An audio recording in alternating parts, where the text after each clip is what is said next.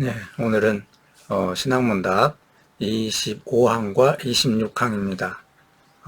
여기서 칼뱅은 하나님의 작품으로서의 세상의 창조를 다루고 있습니다. 자, 25항입니다.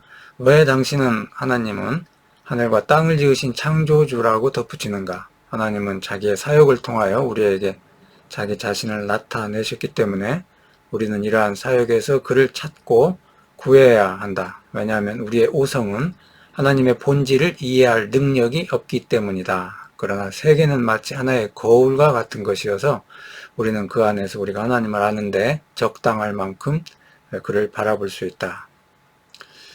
우리는 하나님의 본질 그 자체로서는 결코 알 수 없다라고 하는 것이 성경의 가르침입니다. 그래서 성경에는 누구도 하나님의 얼굴을 볼 수 없고 살아남을 수 없다라고 하는 말씀이 나오고 있죠. 그런데 하나님은 세상에 있는 우리에게 자신을 알게 하십니다. 칼뱅은 세계는 마치 거울과 같은 것이어서 우리는 그 안에서 하나님을 아는데 적당할 만큼 그를 바라볼 수 있다라고 말하고 있습니다.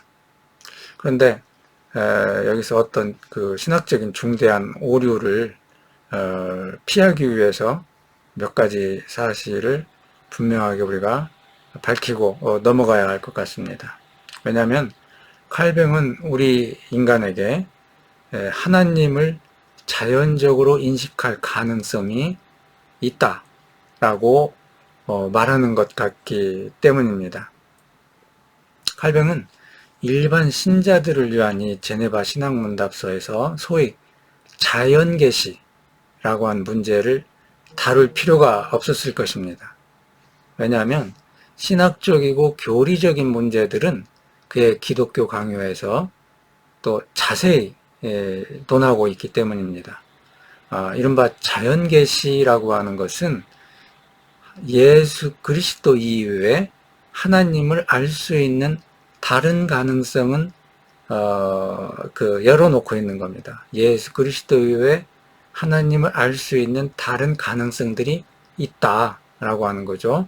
예컨대 하나님께서는 자연, 인간의 역사, 문화, 뭐 이런 것들을 통해서 자신에 대해 알 수 있는 가능성을 열어두셨다라고 하는 것이 바로 이 자연계시가 또 자연계시를 주장하는 자들이 그렇게 말하고 있는 겁니다. 물론 칼뱅은 기독교 강요에서 세계는 하나님의 영광의 무대다 라고 하는 표현을 하기도 했습니다. 그리고 인간은 눈을 뜨기만 하면 하나님을 볼 수 있다, 이런 말을 하기도 했습니다. 그런데 인간은 죄된 자이기 때문에, 죄 가운데 있기 때문에 그 같은 눈부신 극장 안에 있으면서도 눈먼 자로 있기 때문에 하나님의 영광이 아무리 찬란하게 빛날지라도 이를 참으로 보는 사람은 100사람 가운데 겨우 한 사람이 있을까 말까 한다 라고 하는 말로 일정한 제한을 하고 있습니다. 이 표현은 그래서 칼뱅이 자연적으로 하나님을 알 수 있는 가능성을 1% 인정하고 있다라고 하는 것이 아니라 아예 불가능하다라고 하는 것을 말하려고 하는 칼뱅이 자주 쓰는 수사법입니다. 그리고 칼뱅은 하나님에 대한 확실한 지식은 다만 성경에서 얻을 뿐이고 자연적 인식은 없다라고 하는 것을 기독교 강요 제1권 5장 전체에서 명확하게 말하고 있습니다. 그러니까 이 세상의 실제와 본질과 함께 주어지는 하나님의 지식이란 없다라고 하는 것이 칼빈의 입장이라고 보면 됩니다.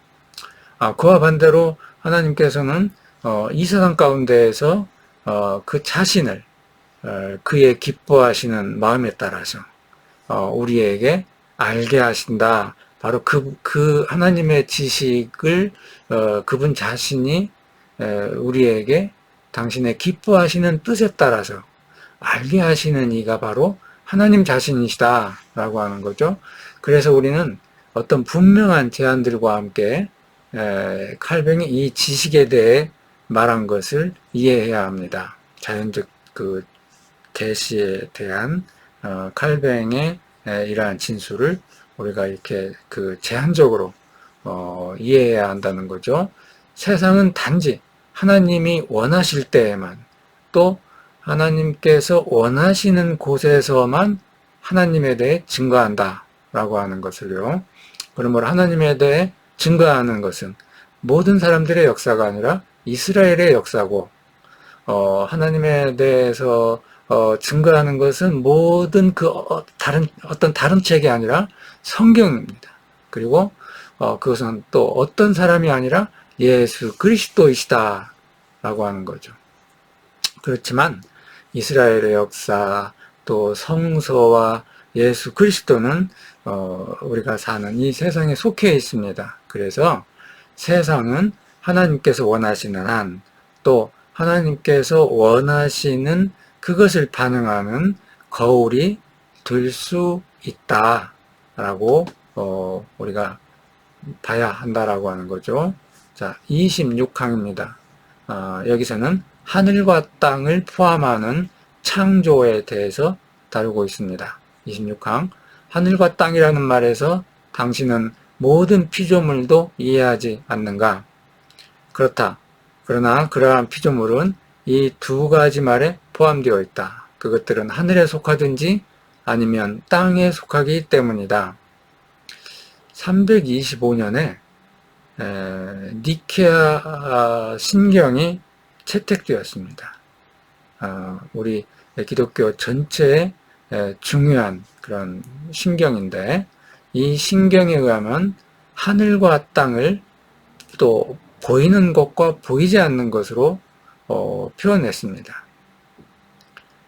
그러니까 사도신경에는 하늘과 땅을 창조하셨다라고 이렇게 신앙 고백을 하고 있는데, 니케아 신경은 하나님께서는 보이는 것들과 보이지 않는 것들을 창조하셨다, 그렇게 달리 표현되어 있다는 거죠.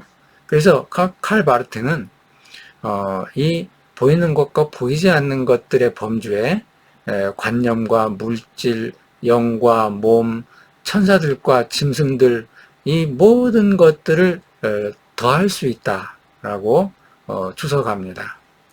그래서 하늘과 땅에 있는 모든 것들, 보이는 것들과 보이지 않는 모든 것들은 영적인 것들과 물질적인 것들로 크게 대별할 수 있다라고 하는 거죠. 그리고 열거한 이 모든 것들에서는 물질에 대한 영의 상대적인 우위를 말할 수 있다라고 또 우리 그렇게 말할 수 있습니다. 그러나 하나님에 대해서는 그것들 사이에 있는 어떤 차이가 사라집니다. 하나님은 창조주이시고 영적인 것과 물질적인 것, 이런 것들은 모두 피조물들이고, 하나님의 구속은 양쪽 다 모두에게 적용되어야 한다는 겁니다. 그러므로 영적인 것은 본래 신적인 것이라, 헬라 철학에서 그렇게 말하는 것처럼 영적인 것은 신적인 것이라든지, 혹은 물질은 영적인 것과 달리 구속되어야 한다라고 하는 그런 식으로 생각할 필요가 없다라고 하는 거죠. 또 이것은 단지 교회의 문제, 신앙인의 문제일 뿐이다라고 생각해서도 안 된다라고 하는 거죠. 그것은 정치적인 문제이기도 하고 사회적이고 경제적인 문제이기도 합니다. 왜냐하면 세상 안에 있는 그 모든 것, 세상 안에서 일어나는 모든 것은 구속되어야 하는 것이기 때문입니다. 하늘과 땅, 보이는 것과 보이지 않는 것, 영과 물질, 이 모든 것은 다 죄와 하나님의 은총에서 서로 결합되어 있다. 다시 말하면 이 세상에 있는 모든 것들은, 하늘에 있는 모든 것들, 땅에 있는 모든 것들은 다 죄에 오염되어 있고, 또 그것들은 모두 하나님의 은혜로 말미암아 구속되어야 한다라고 하는 거죠.